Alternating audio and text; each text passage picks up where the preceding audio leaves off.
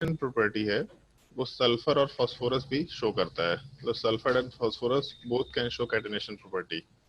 Carbon भी show कर सकता है, ठीक है। तो कैटेनेशन, और सिलिकॉन भी कैटेनेशन शो कर सकता है। तो 3 एलिमेंट्स और भी हैं जो कैटेनेशन शो कर रहे हैं, पहला चीज। दूसरा, सल्फर वाला पार्ट 2, 4, 6 ये 3 वैलेंसी शो कर सकता है। मतलब कार्बन टेट्रा वैलेंसी शो करता है। हाँ भाई यार, सुना है ये टेट्रा वैलेंसी वाला पार्ट 10th क्लास में? Yes sir. कैटेनेशन सुना हुआ है 10th क्लास में? हाँ सर। ओके। तो जैसे कार्बन टेट्रा वैलेंसी तो ये सॉरी कैटेनेशन तो शो कर रहा है, बट सल्फर एंड फास्फोरस भी कैटेनेशन शो कर रहे हैं। उसके अलावा सल्फर हेक्सा वैलेंसी शो कर रहा है, मतलब 6 वैलेंसी बना सकता है। और फास्फोरस पेंटा वैलेंसी, मतलब 5 वैलेंसी शो करता है, मतलब 5 बॉन्ड बना सकता है। कार्बन 4 ही बॉन्ड बना सकता है, जबकि फास्फोरस और सल्फर 5 बॉन्ड या 6 बॉन्ड बना सकते हैं। तो ऑब्वियस सी बात है, लॉजिकली अगर बात करें तो लॉजिकली हम लोग तो ऐसा बोल रहे होंगे ना कि यार कैटेनेशन भी शो कर रहा है और वैलेंसी भी ज्यादा शो कर रहा है, तो सल्फर और फास्फोरस के ज्यादा कंपाउंड होने चाहिए लॉजिकली। तो ऐसा क्यों नहीं आ रहा है? सल्फर और फास्फोरस के ज्यादा कंपाउंड्स क्यों नहीं एग्जिस्ट करते हैं? इसके पीछे क्या रीजन है? ये मालूम है किसी को? जिसको भी मालूम है बता सकता है। अट्रैक्शन फोर्स कम है सर उसका। अट्रैक्शन फोर्स कम है उसका? किसके साथ अट्रैक्शन फोर्स कम है? एटॉमिक रेडियस बड़ा है उसका सर, तो उससे क्या कार्बन होगा? से। उससे क्या होगा? सर तो उससे वो बाकी दूसरे एलिमेंट्स के इलेक्ट्रॉन को अट्रैक्ट नहीं कर पाएगा उतने फोर्स से। तो फिर बॉन्ड नहीं बनाना चाहिए था, बॉन्ड तो बनाता है। कुछ ही विशाल हद तक सर, बनाता है सर, आगे तक नहीं। स्मेल आ रहा है जलने का। देखिए तो बाहर जल रहा है क्या? हाँ, क्या बोल रहे हैं? कुछ हद तक सर बनाता है। क्योंकि कुछ हद तक बनाता है सर, उतने लेंथ का नहीं बना पाता है जितना कार्बन बनाता है। जैसे ये वर्ड तो ठीक बोला है तुमने कि साइज उसका छोटा होता है, ठीक है। बट उस साइज के छोटे होने से उसका एप्लीकेशन कुछ अलग टाइप का आएगा। जैसे 10th क्लास में। आयु शुभम, एक चीज बताओ, अल्केन अल्कीन अल्काइन में क्या डिफरेंस है? सर जनरल फार्मूला तीनों का डिफरेंट रहता है। अरे कोई भी तुमसे पूछेगा अल्केन अल्कीन अल्काइन में क्या डिफरेंस है, तो जनरल फॉर्मूला डिफरेंट है ये बोलेगा। तो सही सही टाइप का डिफरेंस बताओ भाई।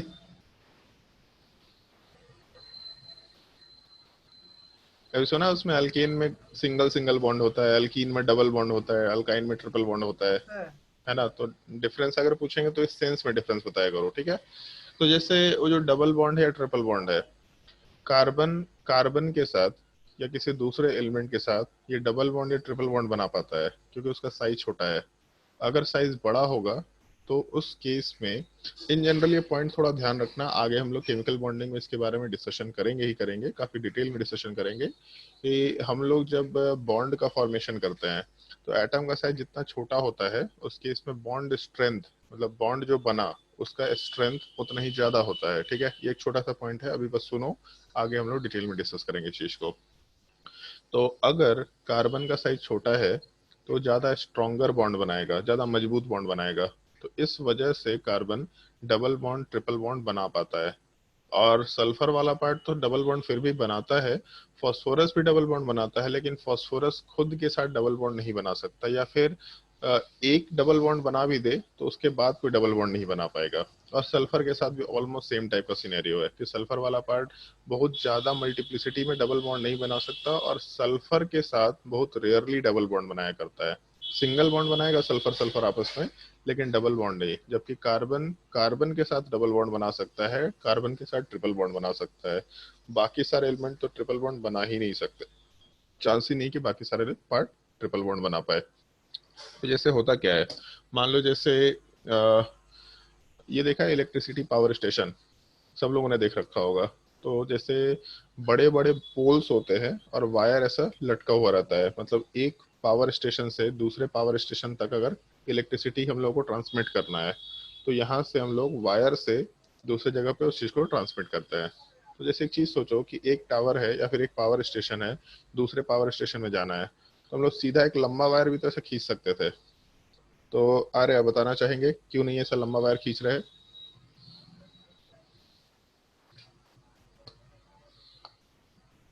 बताओ भाई आर्या।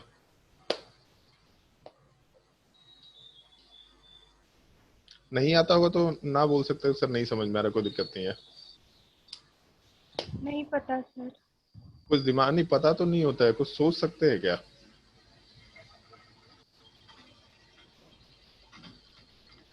देखो एक चीज हम सजेशन दे रहे हैं तुम लोगों को, सवाल के बारे में पता है या नहीं पता है ऐसा नहीं होता है।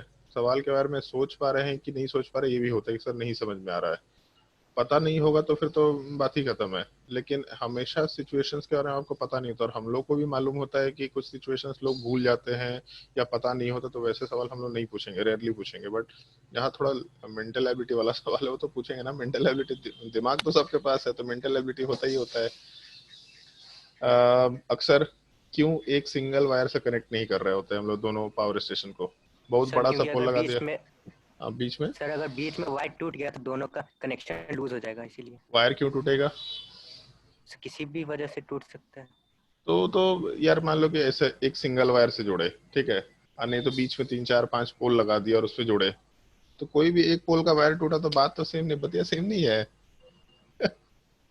सेम बात है कि नहीं है? वायर टूटेगा तो लाइट वैसे भी जाएगा, कनेक्शन वैसे भी खत्म होगा। वो रिपेयर करने में आसान होगा ना सर, छोटा छोटा वायर।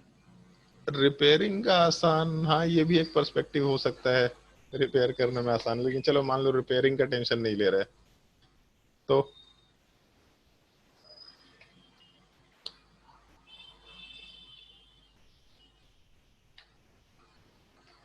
जैसे उसको एक चीज से रिलेट कर सकते हैं हम लोग कि अगर वायर है तो वायर का मास भी होता है, तुमको भी मालूम है काफी हेवी मास होता है वायर का। तो अगर मान लो बहुत लंबा वायर लेंगे तो उसका मास बहुत ज्यादा होगा। जैसे उसको एक इस तरीके से समझो कि एक हम लोग ऐसा रस्सी बांधे हुए, ठीक है, और रस्सी के नीचे एक छोटा सा पत्थर लटका देते हैं। तो अगर पतला सा धागा होगा तो पत्थर लटकाने से वो रस्सी टूटने के चांसेस ज्यादा है। अगर थोड़ा मोटा धागा रखेंगे तो उस केस में जो रस्सी है, मतलब जो भी धागा है, उसके टूटने के चांसेस थोड़े कम होंगे। अगर और मोटा रस्सी ले लेते हैं तो उस रस्सी के टूटने के चांसेस और भी कम होंगे। ऐसा आराम से बोलते हुए काम कर सकते हैं हम लोग। तो इस पूरे सिनेरियो में हम लोग ऐसा कंसिडर करते हुए काम कर सकते हैं कि अगर हम लोग काफी लंबा ऐसा वायर लेंगे तो वायर का खुद का भी मास होगा, उस मास की वजह से तो पूरा का पूरा वायर नीचे जाने की टेंडेंसी में होगा, पूरा का पूरा वायर नीचे जाने की टेंडेंसी में होगा। तो अगर वायर नीचे जाने की टेंडेंसी में आया, मतलब उस वायर में टेंशन क्रिएट होगा, वायर में एक फोर्स क्रिएट होगा जिससे वायर टूटने की टेंडेंसी में आ रहा होगा। तो अगर लंबा वायर है तो लंबा होने की वजह से मास बहुत ज्यादा आएगा, उसकी वजह से टूटना काफी आसान हो जाएगा। जबकि अगर उसको छोटे छोटे पार्ट में डिवाइड कर दिया तो फिर हर एक छोटा यूनिट का मास छोटा है, दूसरे यूनिट का मास छोटा है, तीसरे यूनिट का मास छोटा है। अब उसको तोड़ना थोड़ा मुश्किल होगा। जैसे एक चीज देखा होगा, कभी बचपन से काम करते होंगे, एक बड़ा रस्सी है, उसको तोड़ा, छोटे पार्ट में डिवाइड हो गया, फिर उसको आधे में तोड़ा और छोटे पार्ट में डिवाइड हो गया, और छोटा किया और छोटे पार्ट में डिवाइड हो गया। बट जैसे जैसे हम लोग वायर को छोटा करते या फिर रस्सी को छोटा करते जाते हैं, हम लोग को ज्यादा फोर्स लगाना पड़ता है उसको तोड़ने के लिए। मतलब फोर्स तो एग्जैक्टली सेम लगाना पड़ता है लेकिन छोटा सा एरिया है बिल्कुल, तो टेंशन ज्यादा टाइप से क्रिएट करने की कोशिश करना पड़ता है। जबकि यहाँ पे वायर खुद से टेंशन क्रिएट कर रहा है। तो वायर अगर छोटा हो गया तो उसका मास कम हो गया, और अगर मास कम है तो नीचे जो फोर्स लग रहा है ग्रेविटेशन की वजह से वो भी कम लगेगा।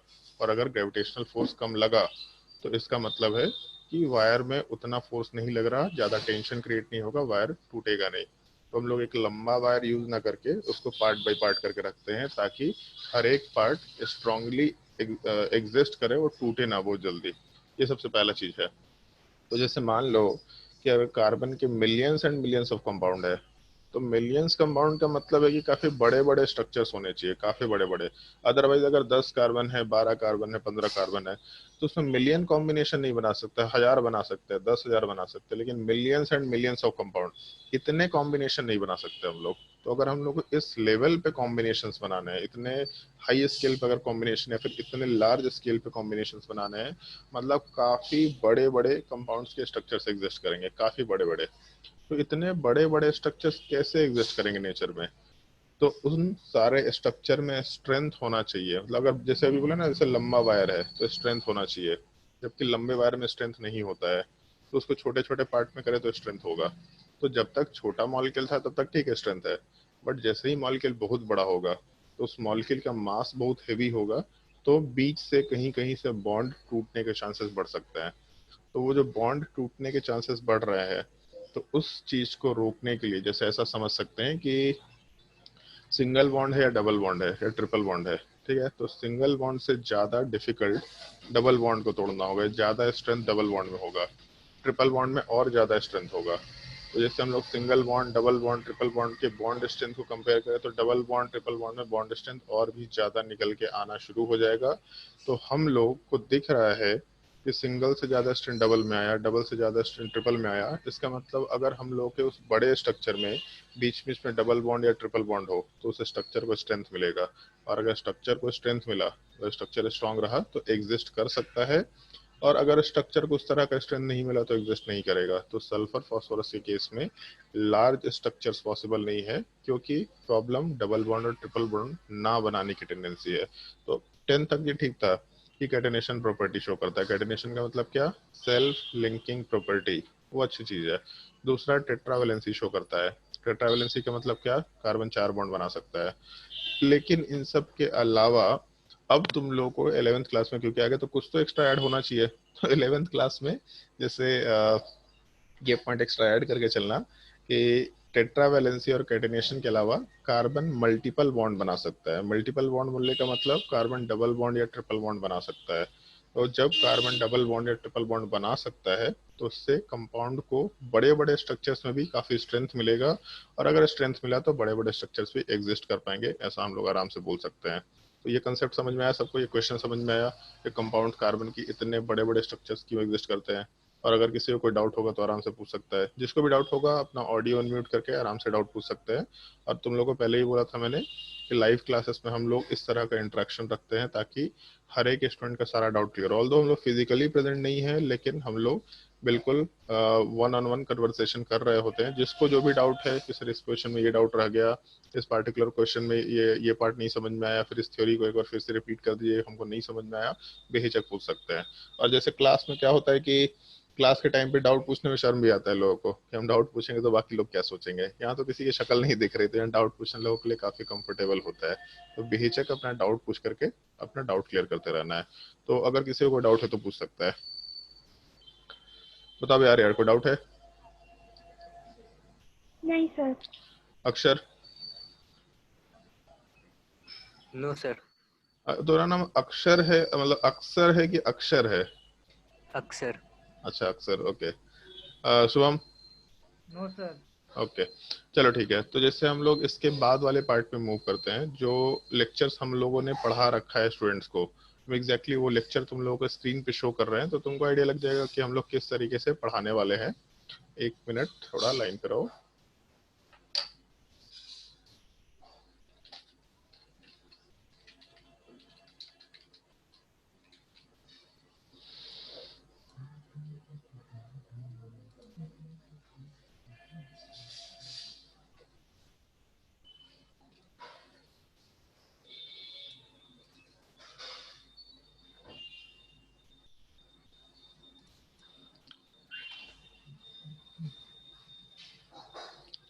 तुम लोग को स्क्रीन दिख रहा है? स्क्रीन पे कुछ पीछे लिखा हुआ दिख रहा है? कंफर्म कर दो एक बार। Yes sir. सर। ओके, तो हम लोग जैसे अपने डिजिटल पैड के थ्रू ही क्लास ले रहे हैं, हम लोग व्हाइट बोर्ड पे क्लासेस नहीं ले रहे। उसके पीछे भी एक रीजन है, वो हम बता देते तुम लोग को। जब हम लोग केवल स्क्रीन शेयरिंग करके काम करते हैं, मतलब अपने आईपैड के थ्रू क्लासेस लेते हैं, तो स्क्रीन शेयरिंग में बहुत ज़्यादा मेमोरी नहीं जाता है। मतलब अगर हम लोग 1 से 1.5 घंटे की क्लासेस लेते हैं तो ऑलमोस्ट 100 MB का फाइल बनता है, मतलब 100 MB का वीडियो बनता है। जब हम लोग वीडियो लेक्चर बनाते हैं बोर्ड पे तो अप्रोक्सीमेटली 500 से 600 MB का फाइल बनता है। तो इस वजह से हम लोग ये स्क्रीन शेयरिंग का काम करते हैं, क्योंकि नेट का कनेक्शन बहुत अच्छा तो नहीं है बिहार झारखंड में, हमको भी मालूम है। तो इस वजह से नेट का कनेक्शन अच्छा नहीं है, तो हम लोग ऐसा काम करके चल रहे हैं कि अगर लो कनेक्टिविटी रहा तो एटलीस्ट तुम लोगों को चीज़ें दिखाई दे और आवाज़ सुनाई दे, उसमें कोई प्रॉब्लम ना आए। और तुम लोग को नेट का स्पीड बहुत अच्छा नहीं चाहिए होगा। ऑल्दो अच्छा रहेगा तो बहुत अच्छी बात है, लेकिन बिना अच्छे नेट के स्पीड के भी तुम्हारा काम आराम से हो जाएगा, ठीक है। जैसे जो हम लोग का इंट्रोडक्शन लेक्चर था, मतलब सबसे पहला एग्जैक्टली उसी लेक्चर का स्लाइड तुम्हारे सामने, मतलब उसी लेक्चर के नोट्स को ये मैंने क्लास में लिख करके पूरा का पूरा ये नोट्स पढ़ा रखा है। बस उसी नोट्स को हम लोग अभी क्लास में एक्सप्लेन कर रहे हैं ताकि हम लोग आराम से चीज़ों को समझ पाए, क्योंकि तुमको नोट डाउन नहीं करना है, ये बिल्कुल इंट्रोडक्टरी लेक्चर है, मतलब बस ये पहली बार सीखना है ताकि जब आगे के लेक्चर्स में मूव करें तो तुमको कंफर्टेबली मालूम हो कि हम किस तरह के स्ट्रक्चर्स की बात कर रहे होंगे। तो ये लेक्चर तुमको नोट डाउन नहीं करना है, बस इसका पीडीएफ तुमको भेज दिया जाएगा। इन केस कभी जरूरत पड़े, जो हमको नहीं लगता है कभी जरूरत पड़ने वाला है, इन केस कभी जरूरत पड़ेगा तो इस पीडीएफ को अपना उठा के देख सकते हैं। बट क्योंकि कार्बन का इंट्रोडक्शन वैसा है कि जैसे आदमी है और मान लो कि एक लड़का है और एक लड़की है, तो दोनों में क्या डिफरेंस है, ये इंट्रोडक्शन है यहाँ पे। एक लड़का कैसा दिखता है, एक लड़की कैसी दिखती है, वो इंट्रोडक्शन है यहाँ पे। एक मान लो शेर हो कैसा दिखता है, तो इंट्रोडक्शन है यहाँ पे, तो उसको नोट डाउन करने की जरूरत नहीं, यहाँ पे इंट्रोडक्शन वाले पार्ट को हम डिस्कस कर रहे हैं। जैसे केमिस्ट्री में टोटल 3 पार्ट है, एक फिजिकल केमिस्ट्री, दूसरा इनऑर्गेनिक केमिस्ट्री, तीसरा ऑर्गेनिक केमिस्ट्री। फिजिकल केमिस्ट्री में मोस्टली हम लोग कैलकुलेशंस करते हैं। जैसे क्लास 9th में तुम लोगों ने पढ़ा था एटम्स एंड मॉलिक्यूल्स, दूसरा टॉपिक पढ़ा था स्ट्रक्चर ऑफ एटम्स। तो ये दोनों पार्ट में कैलकुलेशंस थे, नंबर ऑफ मोल्स, मास, या फिर कंसंट्रेशन टर्म्स, एटॉमिक स्ट्रक्चर में बोर्स मॉडल। तो ये सब जो टॉपिक है जहाँ पे कैलकुलेशंस होंगे, या फिर मान लो कि जैसे हम लोग रिएक्शन की बात करते हैं, तो ये जहाँ पे भी कैलकुलेशंस के पार्ट होंगे, उन कैलकुलेशंस वाले पार्ट को हम लोग फिजिकल केमिस्ट्री में डील किया करते हैं। चाहे तो ये बुक्स ले सकते हैं, जैसे मैकमरी फेकर का एक बुक है, काफी अच्छा बुक है, काफी सिंपल लैंग्वेज में बुक दे रखा है। ऑल्दो एक चीज है कि ये मत सोचना कि हम लोग एनसीईआरटी का 100% सीक्वेंस फॉलो कर रहे हैं, क्योंकि केमिस्ट्री में एनसीईआरटी का सीक्वेंस बहुत अच्छा नहीं है, और हम लोग को थोड़ा जेई एडवांस को मेन फोकस में रखना होता है। हम लोग बोर्ड की सारी चीजें कवर करेंगे, लेकिन उसको कवर करते वक्त हम लोग तुम्हारे कंप्लीट एनसीईआरटी को फॉलो करेंगे, ऐसा नहीं होने वाला है, ठीक है। और इसलिए हम लोग जो भी स्टैंडर्ड बुक्स बोलेंगे, वो स्टैंडर्ड बुक्स में 100% एनसीईआरटी का सीक्वेंस नहीं है। उन बुक्स में तुमको कुछ भी अच्छे से टॉपिक, एक पार्टिकुलर टॉपिक को अच्छे से समझना है, तो तुमको उन बुक्स को रिफर करना होगा। तो बुक रेफरेंस के लिए होगा, ना कि वो बुक पढ़ने के लिए, ठीक है। एनसीईआरटी तो तुमको पढ़ना ही पढ़ना है, जो हम लोग क्लास में कराएंगे उसके नोट्स को पढ़ना ही पढ़ना है, बट रेफरेंस के लिए कुछ बुक्स रख सकते हैं, जिसमें एक मैकमरी फे है, जेडी ली है, और उसके अलावा ऑर्गेनिक केमिस्ट्री में पॉला ब्रूस बुक ले सकते हैं। अगर आप चाहे तो इसका शायद से मेरे पास डिजिटल एडिशन पड़ा होगा, तो हम डिजिटल एडिशन भी आप लोगों को ग्रुप में डाल देंगे, उससे भी अपना काम चल जाएगा, कोई दिक्कत वाली बात नहीं है। तो जैसे जब इनऑर्गेनिक केमिस्ट्री की बात करेंगे, तो इनऑर्गेनिक केमिस्ट्री में जैसे तुमने क्लास 10th में पीरियोडिक टेबल वाला पार्ट पढ़ा था, या फिर मान लो मेटल्स एंड नॉन मेटल्स वाला पार्ट पढ़ा था, तो इस तरह के जो 2 टॉपिक है जिसमें सारी चीजें आपको याद रखने हैं, वहाँ पे रिएक्शंस का ज्यादा सिग्निफिकेंस नहीं है। इनफैक्ट रिएक्शंस है भी तो भी उसको याद ही रखना है। उस चीज को हम लोग इस पार्टिकुलर इनऑर्गेनिक वाले पोर्शन में डील करते हैं। और उसके बाद ऑर्गेनिक केमिस्ट्री का पार्ट आएगा, जहाँ पे कार्बन से एसोसिएटेड जो भी कंपाउंड है, जैसे कार्बन एंड इट्स कंपाउंड, इसका पूरा का पूरा एक्सटेंडेड पार्ट ये हम लोग ऑर्गेनिक केमिस्ट्री में डील करेंगे। तो सबसे पहले जो अपना इंट्रोडक्शन हुआ था, उस इंट्रोडक्शन वाले पार्ट में हम लोग का सबसे पहला कंसिडरेशन यही आया था, सबसे पहले हम यही सवाल करते हैं कि इतने large number of organic compounds क्यों एग्जिस्ट करते हैं। तो अभी आप तुम लोगों को मैंने यही डिस्कशन यहाँ पे दिया है, कैटेनेशन प्रॉपर्टी, जिस चीज को हम लोग सेल्फ लिंकिंग प्रॉपर्टी बोलते हैं। दूसरा टेट्रावैलेंसी, मतलब 4 बॉन्ड्स बना सकता है, लेकिन एक ये पॉइंट ध्यान रखना होता है जो नीचे यहाँ पे लिखा है, जो सल्फर और फास्फोरस के केस में है, कि सल्फर एंड फास्फोरस कैटेनेशन भी शो कर सकते हैं एंड टेट्रावैलेंसी से ज्यादा वैलेंसी शो कर सकते हैं, लेकिन उनके अंदर मल्टीपल बॉन्ड बनाने की टेंडेंसी नहीं होती, inability to form multiple bonds. इस वजह से उसके बहुत बड़े बड़े स्ट्रक्चर्स एग्जिस्ट नहीं कर सकते। इस चीज को हम लोग नॉर्मली सबसे पहले पार्ट के फॉर्मेट में आराम से कंसिडर करते हुए चलते हैं। तो सबसे पहला डिस्कशन हम लोग यहीं से करना शुरू करते हैं। तो यहाँ तक के पार्ट में मेरे हिसाब से कोई दिक्कत नहीं है किसी को, तो हम लोग इस चीज से आराम से आगे मूव कर सकते हैं, ठीक है।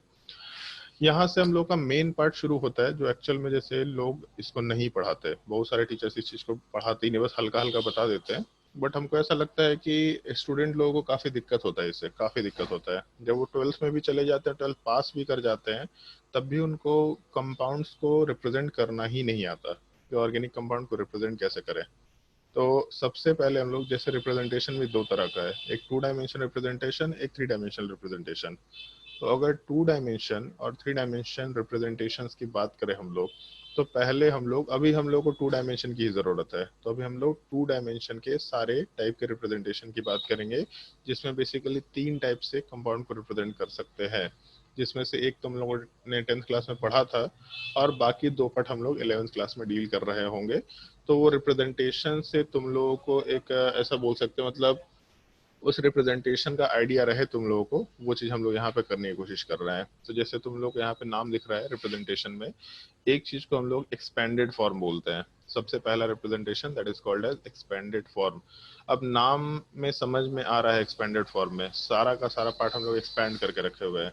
तो एक्सपैंड करके रखने का क्या मतलब है कि जैसे जितने भी कार्बन से बॉन्ड्स एसोसिएटेड होंगे, जितने भी बॉन्ड्स एसोसिएटेड होंगे, उन सारे बॉन्ड्स को रिप्रेजेंट करना होगा अपने को, सारे बॉन्ड्स को।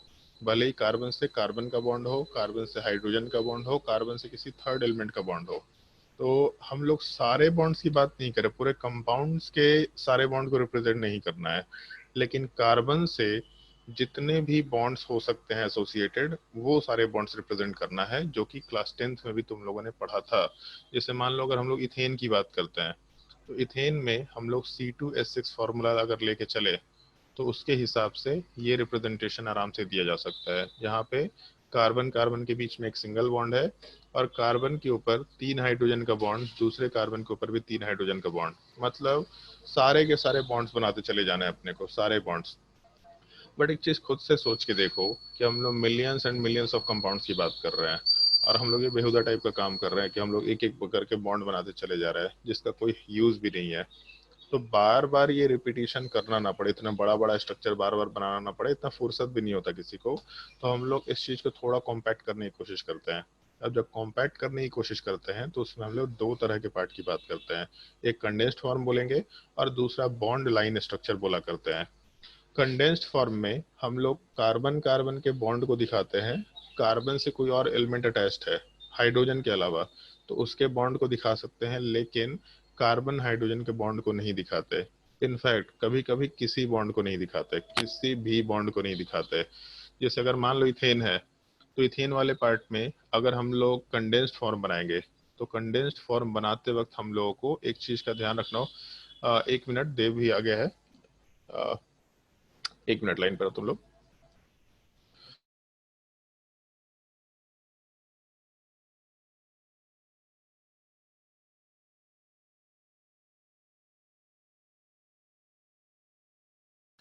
अक्सर देव को अपना ऑडियो ऑन करने बोल दो, उसका ऑडियो ऑन नहीं है, उसका नंबर शायद नहीं है मेरे पास। ऑडियो ऑन करने बोल दो उसको। ठीक है सर, बोल देते हैं। मैसेज ड्रॉप कर दो, कुछ भी बोल दो, ताकि ऑडियो ऑन कर ले। 2 मिनट वेट कर लो, उसको भी आ जाने दो, ताकि आराम से डाउट क्लास दे पाए।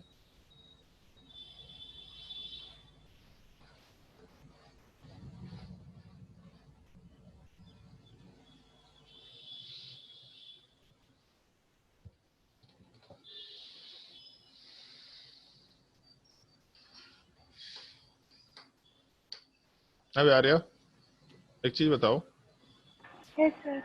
बेसिक से पढ़ाई करा रहे हैं कोई, नहीं करा रहे हैं? हाँ सर।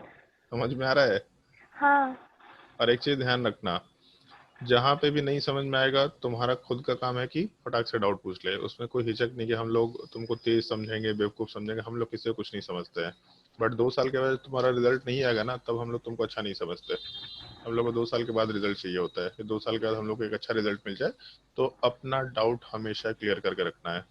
और तुम लोगों का जैसे इसीलिए बेसिक्स में तुम लोगों को दिक्कत होता है। जैसे तुमने बोला कि सर हमको बिल्कुल 9th 10th में हम अच्छे से पढ़ाई नहीं किया, मेरा बेसिक्स अच्छा नहीं है।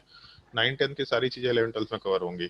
बस हम लोग थोड़ा एक्सपेक्टेशन रखते हैं कि लोग 9th 10th में इस चीज को सुने हैं, तो ठीक है, उसको यहाँ पे हम लोग थोड़ा थोड़ा वहां से शुरू करके ऊपर लेकर के चले जाएं। तो अगर मान लो इस तरह का केस रहा कि कहीं पे भी डाउट आया, तो उस केस में अपना डाउट फटाफट क्लियर कर लेना, तुरंत ऑडियो अनम्यूट करना, डाउट क्लियर करना। इसलिए हम लोग इस फॉर्मेट में क्लास ले रहे हैं, ताकि लोगों का डाउट क्लियर हो। डाउट ही क्लियर नहीं होगा तो फिर फायदा है? फिर तो एक मूवी चल रहा है और मूवी देख रहे हैं हम लोग, फिर फायदा क्या है उस क्लास का? उस क्लास का कोई फायदा नहीं है। ठीक है? अरे देव, आवाज आ रहा है? अपना ऑडियो अनम्यूट करके बोल सकते हैं देव। नीचे देखना लेफ्ट कॉर्नर में माइक्रोफोन का एक साइन होगा, उसको क्लिक करेंगे तो ऑडियो। Yes sir. चलो ठीक है, ओके। और लेट नहीं आना चाहिए था भाई तुमको इतना। जब क्लास का टाइम बोला हुआ है तो क्लास के टाइम पे आना, अदरवाइज अगले क्लास से भगा देंगे हम। चलो जान लो। जैसे हम लोग कंडेंस्ड फॉर्म की जब बात करेंगे, तो कंडेंस्ड फॉर्म वाले पार्ट में हम लोग कार्बन के साथ जो हाइड्रोजन्स हैं उसको नहीं दिखाएंगे, उसके बॉन्ड्स को नहीं दिखाएंगे इन जनरल। और कभी कभी हम लोग कोई भी बॉन्ड्स को नहीं दिखाएंगे। तो जैसे मान लो अगर हम लोग इस इथेन मॉलिक्यूल को, जो यहाँ दे रखा, अगर इस इथेन मॉलिक्यूल को हम लोग रिप्रेजेंट करना शुरू करें कंडेंस्ड फॉर्म में, तो पहले अपने पास एक कार्बन है, उस कार्बन के ऊपर टोटल 3 हाइड्रोजन है। तो इसके लिखने का तरीका क्या है वो हम मेंशन कर रहे हैं। जैसे अगर मान लो इसको कंडेंस्ड फॉर्म में लिखना है तो नॉर्मली लेफ्ट से राइट लिखा करते हैं हम लोग। तो सबसे लेफ्ट में एक कार्बन दिख रहा, ठीक है, और कार्बन से 3 हाइड्रोजन अटैच्ड है। तो इन तीनों हाइड्रोजन वाले पार्ट को राइट साइड में लिख दो। एक ये चांस हो सकता है कि तीनों हाइड्रोजन को राइट साइड में लिख दिया। लेफ्ट साइड में भी लिखो तो भी कोई दिक्कत नहीं, मतलब ऐसा भी लिख सकते थे CH3, तो भी कोई दिक्कत नहीं है, लेकिन है वो जस्ट कार्बन के बगल में, तो हम लोग लेफ्ट साइड में लिख देंगे। हाँ, एक चीज है कि क्योंकि हम लोग लेफ्ट कॉर्नर से शुरू कर रहे थे या लेफ्ट के एंड पॉइंट से शुरू कर रहे थे, तो इसलिए अपने पास फ्रीडम है लेफ्ट या राइट में लिखने का। बट बाकी सारे में ऐसा मत लिखना, बाकी सारे में सब जगह से सब जगह सारी चीजें राइट में लिखना। जैसे हम लोगों ने ऊपर वाले में लिखा है कि कार्बन लिखा, कार्बन से 3 हाइड्रोजन अटैच थे, उन तीनों को राइट साइड में लिखा, सबसे पहला चीज। उसके बाद इन दोनों कार्बन के बीच में जो कार्बन नंबर 1 है और कार्बन नंबर 2 है, इन दोनों के बीच में एक सिंगल लाइन है, मतलब सिंगल बॉन्ड है। तो इस कार्बन और 3 हाइड्रोजन के बाद यहाँ से एक सिंगल लाइन बनाना, और सिंगल लाइन बनाने के बाद सेकंड कार्बन यहाँ मेंशन करना, और इस पर 3 हाइड्रोजन वापस है, तो फिर इसके जस्ट बगल में 3 हाइड्रोजन लिख दो। तो इस चीज में CH3 सिंगल लाइन CH3 ऐसा लिखा जा सकता है। समझने का तरीका क्या होगा कि इसका स्ट्रक्चर कैसा है, तो कार्बन जो है वो सेकंड कार्बन वाले पार्ट से सिंगल बॉन्ड से अटैच्ड है। उसके अलावा फर्स्ट कार्बन पे 3 हाइड्रोजन्स हैं। तो एक चीज बताओ शुभम, हाइड्रोजन में कितने इलेक्ट्रॉन, इसका तो नेट ही बार बार डिस्कनेक्ट हो जा रहा है, अक्सर हाइड्रोजन में कितने इलेक्ट्रॉन्स होते हैं? एक। तो कितना बॉन्ड बनाना चाहिए? एक। एक, क्योंकि बचपन में सुना था कोवेलेंट बॉन्ड होता है और आयनिक बॉन्ड होता है। जो ट्रांसफर ऑफ इलेक्ट्रॉन हो सकता है या शेयरिंग ऑफ इलेक्ट्रॉन हो सकता है। तो जैसे शेयरिंग ऑफ इलेक्ट्रॉन का मतलब क्या है कि दो एलिमेंट्स हैं, दोनों एलिमेंट आपस में इलेक्ट्रॉन शेयर करेंगे। तो एक एलिमेंट हाइड्रोजन अगर है तो उसके पास एक ही तो इलेक्ट्रॉन है, तो एक ही इलेक्ट्रॉन शेयर कर पाएगा, मतलब एक ही वैलेंसी शो कर पाएगा। तो अगर हाइड्रोजन है तो हाइड्रोजन हमेशा सिंगल बॉन्ड के साथ ही आएगा, वो क्योंकि एक ही बॉन्ड बना सकता है, एक ही इलेक्ट्रॉन शेयर कर सकता है। तो तीनों हाइड्रोजन दिखा दिया, बगल वाले कार्बन पे भी 3 हाइड्रोजन, तीनों को अटैच कर दिया। तो एक ये तरीका होगा जिसमें हम लोग कंपाउंड को कंडेंस्ड फॉर्म में जब रिप्रेजेंट करेंगे तो हाइड्रोजन के बॉन्ड्स को रिप्रेजेंट नहीं करेंगे, हम लोग केवल कार्बन कार्बन के बॉन्ड्स को रिप्रेजेंट करेंगे। लेकिन एक्चुअल में जो कंडेंस्ड फॉर्म होता है उसको अगर कंसिडर करना शुरू करें तो सबसे लेफ्ट साइड में कार्बन था, उसके साथ CH3 वाले पार्ट का 3 हाइड्रोजन। जब लेफ्ट साइड से शुरू किए तो पहले कार्बन था तो कार्बन लिख दिया। उसके बाद क्या करें, तो इस कार्बन नंबर 1 पे 3 हाइड्रोजन थे, तो यहाँ जस्ट बगल में 3 हाइड्रोजन लिख दिया। उसके बाद जब अगले कार्बन पे गए तो हम लोग कोई भी कार्बन कार्बन का बॉन्ड या किसी भी टाइप का बॉन्ड नहीं दिखाते कंडेंस फॉर्म में। और एक्चुअल में यही सबसे कंफ्यूजिंग होता है कि सर कंडेंस फॉर्म में तो समझ ही नहीं आता कि स्ट्रक्चर क्या है। तो इस केस में जस्ट इसके आगे फिर से एक कार्बन आने वाला है जब लेफ्ट से राइट जा रहे हैं, मतलब कार्बन नंबर 1 से शुरू किए तो यहाँ से आगे जाते वक्त एक और कार्बन आया। कितना बॉन्ड है नहीं शो करना है, बस कार्बन लिखना है वहां पे। अब कार्बन पे कितने ग्रुप्स अपने पास, तो उसमें 3 हाइड्रोजन दे रखे हैं, इसका मतलब आराम से हम लोग यहाँ पे जस्ट बगल वाले कार्बन पे भी CH3 लिख सकते हैं।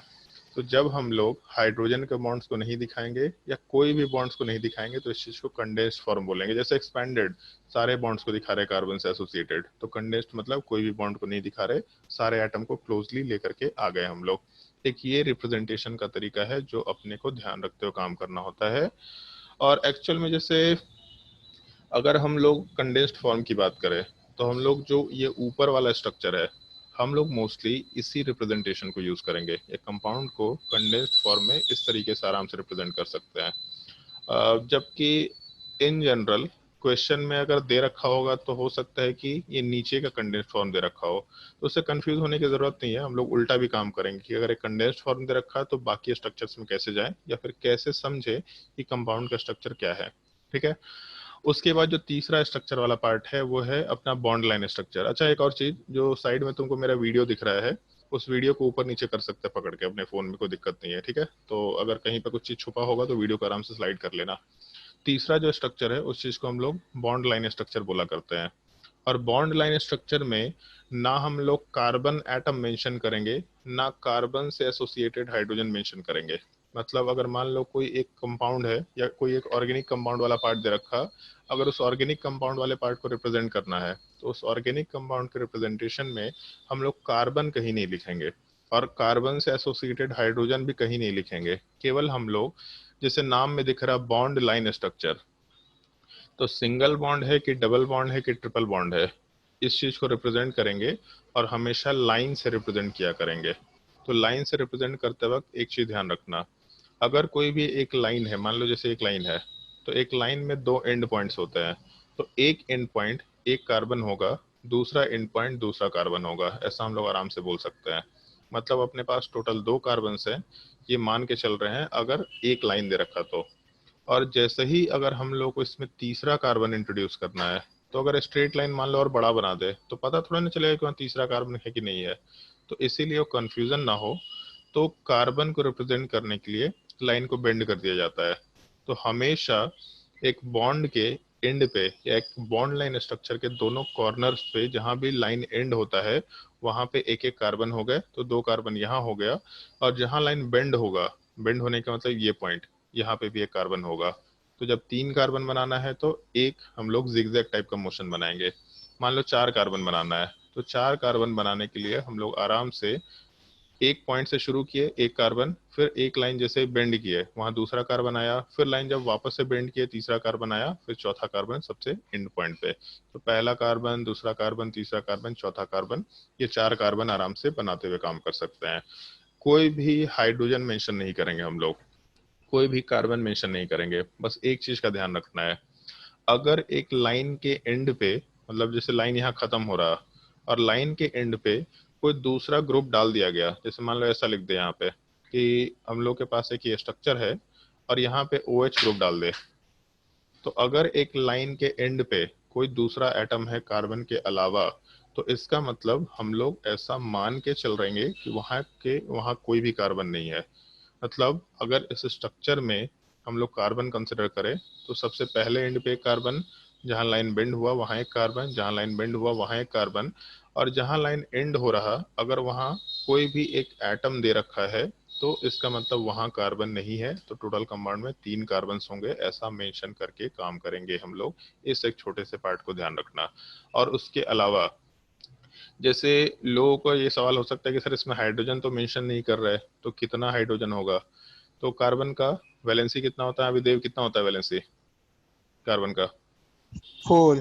4। तो 4 का मतलब कार्बन चार बॉन्ड बनाना चाहिए, हमेशा कार्बन चार बॉन्ड ही बना रखा होगा। ठीक है, तो जैसे एक चीज देखो यहाँ पे, ये सबसे पहला कार्बन देखते हैं, कार्बन नंबर 1 और कार्बन नंबर 2, इन दोनों के बीच में केवल एक लाइन दिख रहा। इसका मतलब बेसिकली कार्बन नंबर 1 के ऊपर केवल एक लाइन दिख रहा, मतलब कार्बन नंबर 1 एक बॉन्ड बनाता हुआ दिख रहा है। बनाता कितना है? 4, बट दिख कितना रहा है? एक। तो कितने बॉन्ड गायब है? तो 3 बॉन्ड गायब है। अगर 3 बॉन्ड गायब है मतलब यहाँ पे 3 हाइड्रोजन रहेगा, ऐसा मेंशन कर सकते हैं। मान लो कार्बन नंबर 2 की बात करते हैं, तो कार्बन नंबर 2 पे कितने लाइंस दिख रहे हैं या कितने बॉन्ड्स दिख रहे हैं? और बॉन्ड्स का मतलब अगर डबल बॉन्ड है तो उसको दो बॉन्ड काउंट करना, उसको सिंगल बॉन्ड काउंट मत करना। तो कार्बन नंबर 2 पे दो बॉन्ड्स दिख रहे हैं अपने को। अगर दो बॉन्ड्स दिख रहे हैं इसका मतलब दो बॉन्ड बच गया टेट्रावैलेंसी में, तो यहाँ पे दो हाइड्रोजन होंगे। तीसरे वाले पार्ट पे अगर जाए तो यहाँ पे भी दो बॉन्ड दिख रहा है, इसका मतलब यहाँ पे भी हम लोग दो हाइड्रोजन मेंशन कर सकते हैं। तो एक बॉन्ड लाइन स्ट्रक्चर में जितने बॉन्ड्स दिखे उसके बाद टेट्रा वैलेंसी कराने के लिए जितने बॉन्ड्स बाकी रह गए वहां से हम लोग हाइड्रोजन का काउंटिंग आराम से करते हुए काम कर सकते हैं। इस पार्ट में अगर किसी को कोई डाउट है तो पूछ सकता है, नहीं तो फिर हम लोग एग्जांपल्स में मूव करना शुरू करेंगे। कोई भी डाउट है तो पूछ सकते हैं बेहिचक। देव कोई डाउट है? शुभम कोई डाउट है? No sir. हाँ, डाउट नहीं है ऐसा बोला यार, आवाज नहीं आ रहा तेरा क्लियर शुभम। एक तो हम छोटा सा सजेशन देंगे। हाँ ठीक है, अच्छी बात है। एक सजेशन देंगे, अगर हो सकता है तो घर में इंटरनेट का कनेक्शन लगवा लो, ब्रॉडबैंड का कनेक्शन, और नहीं तो फिर एटलीस्ट अच्छा कनेक्शन वाला वो इंटरनेट यूज करो, क्योंकि जैसे क्लासेस चलेंगे तो तुम लोग काफी ये डेटा कंज्यूम होगा। जितना हो सकता है केवल क्लास के लिए डेटा सेव करके रखो। अदरवाइज फिर क्लास करने में दिक्कत आएगा। तो इसलिए कोई भी इधर उधर का फालतू काम नहीं, केवल क्लासेस के लिए डेटा बचा के रखो। और जो भी नेटवर्क अच्छा इंटरनेट कनेक्शन दे रहा है तुम्हारे एरिया में उसको परचेज कर लो, ताकि क्लास में कोई डिस्ट्रप्शन ना आए। और अगर ब्रॉडबैंड कनेक्शन लगा सकते हो तो ब्रॉडबैंड कनेक्शन लगवा लो, क्योंकि ये प्रॉब्लम लंबा चलेगा। तो ब्रॉडबैंड कनेक्शन में नेटवर्क का डिस्कनेक्शन नहीं आएगा, आंधी तूफान आएगा तो भी कोई दिक्कत नहीं है, ठीक है। चलो ध्यान दो, जैसे हम लोग आगे क्वेश्चंस पे जाते हैं, तो दूसरा एक एग्जांपल एक्सप्लेन किया था प्रोपेनॉन वाला पार्ट, ठीक है। तो जैसे मान लो प्रोपेनॉन की बात करते हैं, इसको नीचे एक्सप्लेन कर रहे हैं।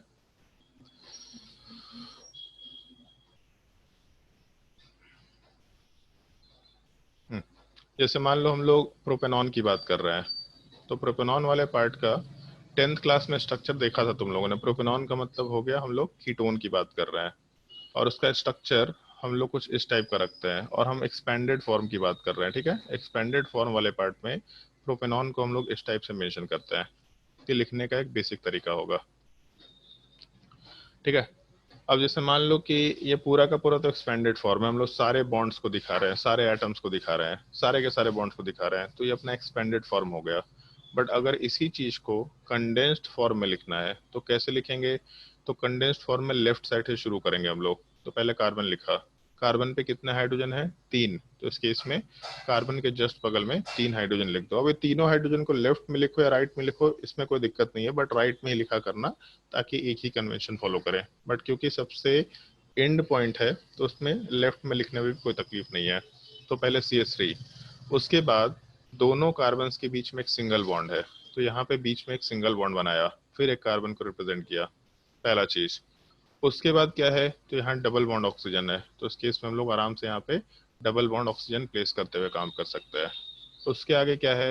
तो कार्बन वाले पार्ट में सारे बॉन्ड्स हम लोग कवर कर चुके थे, अब एक कार्बन का बॉन्ड बाकी है, तो इसके जस्ट बगल में एक और कार्बन है, उसको रिप्रेजेंट किया, और इस पे क्या है? तो 3 हाइड्रोजन।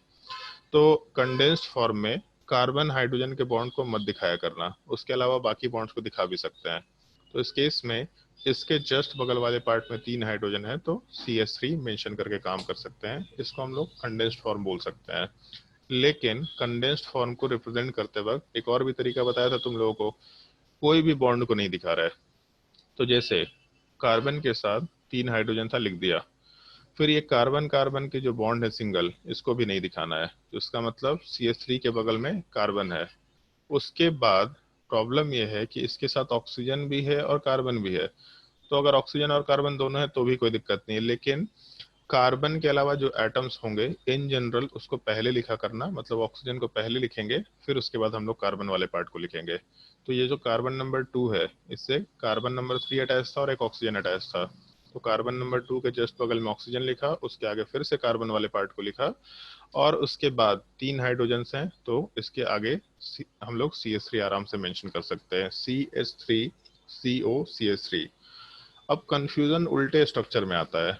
कुछ लोगों का डाउट हो सकता है कि सर इसमें अगर हम लोग इसको रिप्रेजेंट करना शुरू करें स्ट्रक्चर वाइज, तो जैसे CH3 है, इसके बाद कार्बन है, तो ठीक है कार्बन लिख दिया, और जैसे इसको स्ट्रक्चर में जब बनाना शुरू करेंगे तो हम कैसे बनाएंगे, ये चीज ढंग से सुनना।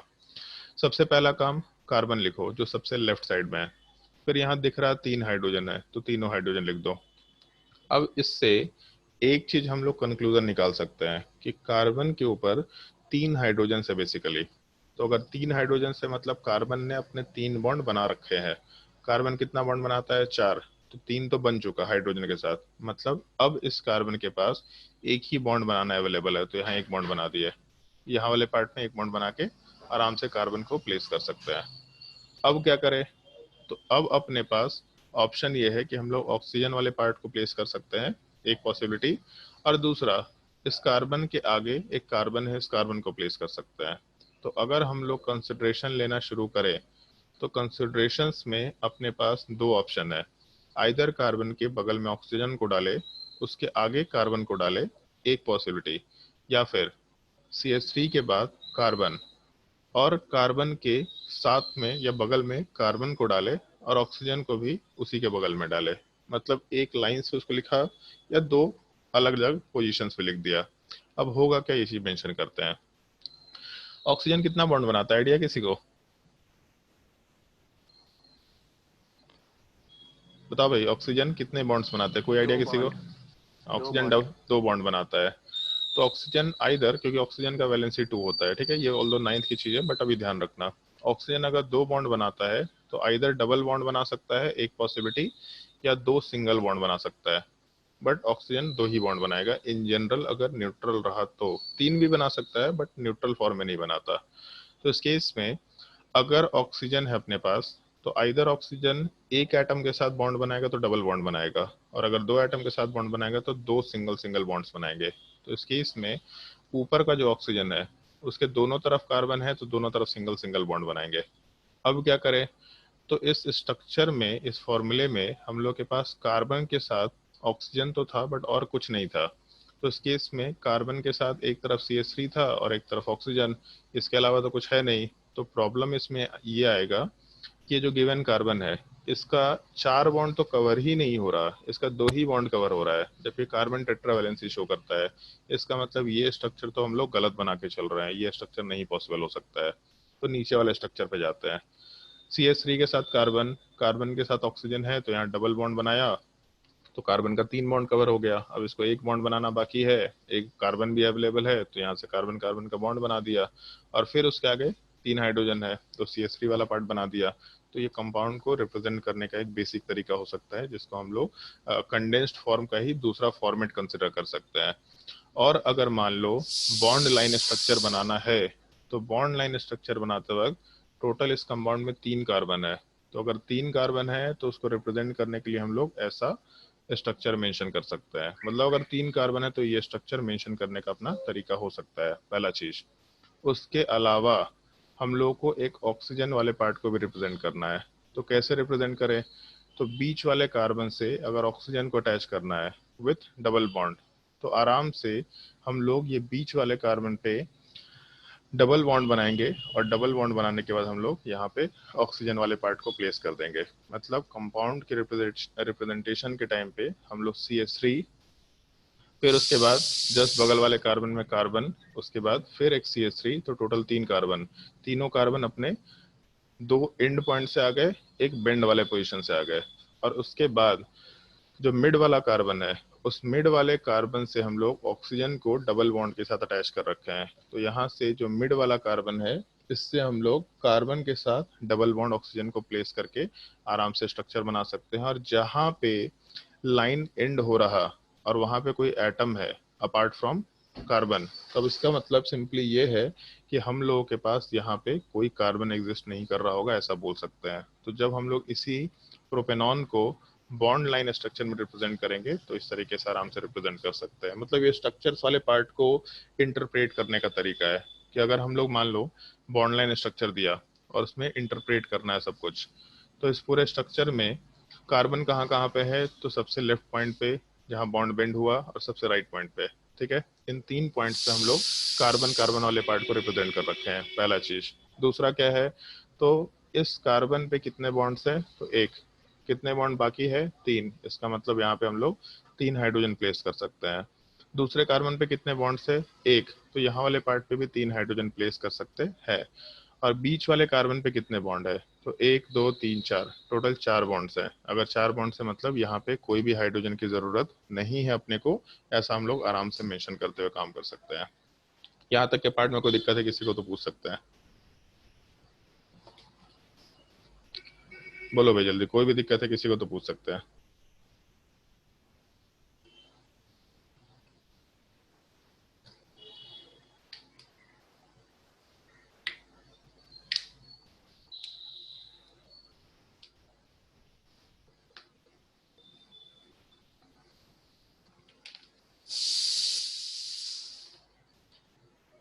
कोई डाउट नहीं है किसी को, चलो ठीक है।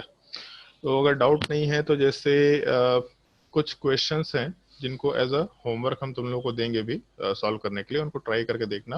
बट एक दो क्वेश्चंस अभी तुम लोगों को हम सॉल्व करने के लिए दे रहे हैं, उसको ट्राई करके देखना उसके रिप्रेजेंटेशन वाले पार्ट में। जैसे मान लो अगर ये कंपाउंड दे रखा है, तो इसका कंडेंस्ड फॉर्म क्या होगा, कंडेंस्ड में दोनों पार्ट, और इसका बॉन्ड लाइन स्ट्रक्चर क्या होगा, ये दोनों चीजें बनानी है तुम लोगों को।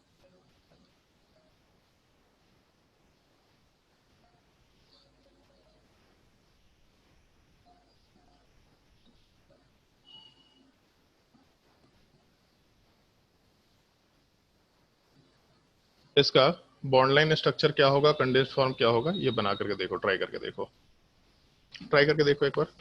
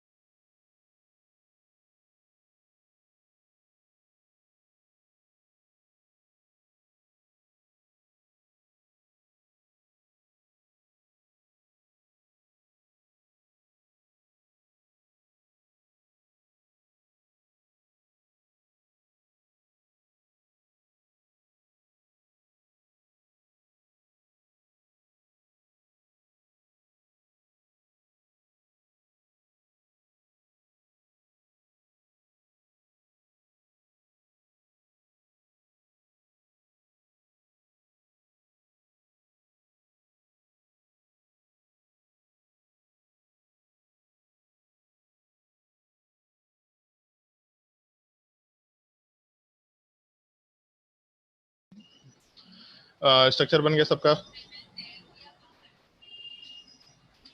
Yes sir. अब मेरे हिसाब से चलो पहले हम कंडेंस्ड फॉर्म वाला पार्ट बनाते हैं, उसके बाद अगले वाले पार्ट की बात करेंगे। तो जैसे लेफ्ट साइड से शुरू करेंगे बनाना, तो उस केस में सबसे पहले कार्बन है, कार्बन के साथ 3 हाइड्रोजन, तीनों को प्लेस कर दिया। उसके बाद कार्बन कार्बन सिंगल बॉन्ड है, तो यहाँ पे एक सिंगल बॉन्ड बनाया। फिर उस सिंगल बॉन्ड को बनाने के बाद फिर एक कार्बन लिखा, उसके ऊपर हम लोग 2 हाइड्रोजन प्लेस कर दिया। फिर उसके जस्ट बगल में एक और कार्बन है, उसको भी प्लेस किया, फिर वहाँ पे 2 हाइड्रोजन को प्लेस कर दिया। उसके आगे फिर से एक कार्बन वाला पार्ट है। अब यहाँ पे एक काम कर सकते हैं, जैसे कार्बन अगर है तो उस पर डबल बॉन्ड O और OH ऐसा प्लेस कर दिया, पहला चीज। और उसके अलावा अगर हम लोग इसको कंडेंस्ड फॉर्म में रिप्रेजेंट करना चाहते थे तो ऐसा भी लिख सकते हैं। ये भी लिखने का एक तरीका होगा, इसलिए हम इंट्रोड्यूस कर रहे हैं ताकि आप लोग यूज टू हो जाए इस चीज से, कैसे कैसे स्ट्रक्चर्स तुमको मिल सकते हैं पूरे 2 साल के अंदर। तो ये भी एक रिप्रेजेंट करने का तरीका हो सकता है, जहाँ पे COOH, ये तो क्योंकि 10th क्लास में तुम लोगों ने सुना होगा कि कार्बोक्सिलिक एसिड को रिप्रेजेंट करने का ये तरीका होता है, ठीक है। उसके अलावा अगर और कंडेंस्ड फॉर्मेट में जाना है तो CH3, CH2, CH2 और उसके साथ साथ COOH मेंशन कर सकते हैं। ये कंडेंस्ड फॉर्मेट है जिसको हम लोग को रिप्रेजेंट करना होगा, ऐसा हम लोग बोल सकते हैं, ठीक है। उसके बाद अगर हम लोग इसको बॉन्ड लाइन स्ट्रक्चर में डालना चाहते हैं तो कितने कार्बन है अपने पास, टोटल 4। अगर 4 है तो हम लोग एक पॉइंट से शुरू करेंगे, और 4 कार्बन रिप्रेजेंट करने के लिए हम लोग 2 एंड पॉइंट हो गया और उसके अलावा 2 बेंड हो गए। तो यहाँ पे कार्बन 1 2 3 4 मेंशन किया। और जो चौथा कार्बन है, इस कार्बन के ऊपर अपने पास एक तो ऑक्सीजन है डबल बॉन्ड के साथ, तो यहाँ पे डबल बॉन्ड ऑक्सीजन डाला, और दूसरा ऑक्सीजन वाला पार्ट तो नहीं है, एक OH ग्रुप है, तो वहाँ पे एक सिंगल बॉन्ड पे OH वाला ग्रुप को प्लेस कर दिया। तो इस पूरे स्ट्रक्चर वाले पार्ट में हम लोग के पास 4 कार्बन और COH का पूरा एक कंप्लीट ग्रुप एग्जिस्ट करेगा, ऐसा हम लोग बोलते हुए काम कर रहे हैं, ठीक है।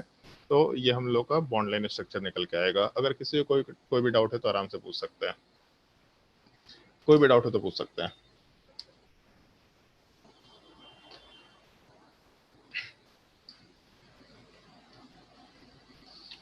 चलो अगर डाउट नहीं है तो फिर एक और क्वेश्चन ट्राई करके देखो।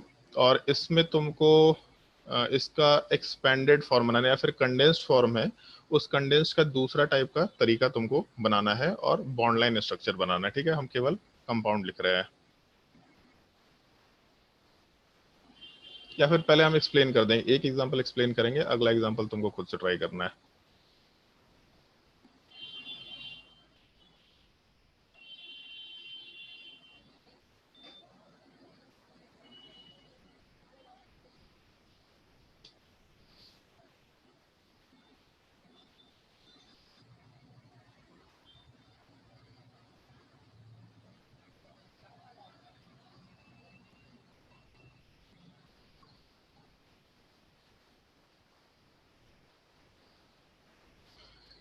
पहले तो फॉर्म ये लिख लो, स्ट्रक्चर लिख लो, और उसको हम एक्सप्लेन कर रहे हैं कि करके।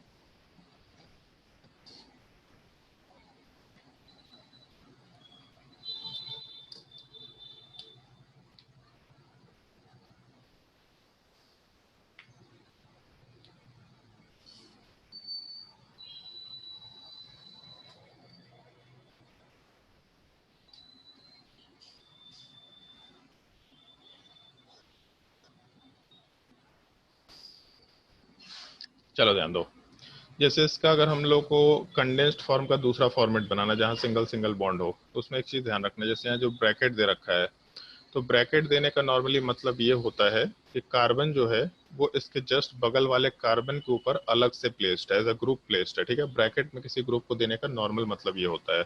तो जैसे हम लोग शुरू अगर करें तो सबसे लेफ्ट साइड में कार्बन है, उसके जस्ट बगल में 3 हाइड्रोजन, तो CH3, सबसे पहले CH3 वाला पार्ट प्लेस किया। ठीक है, उसके बाद क्या है, तो यहाँ के जस्ट बगल में कार्बन दे रखा, तो कार्बन तो होगा।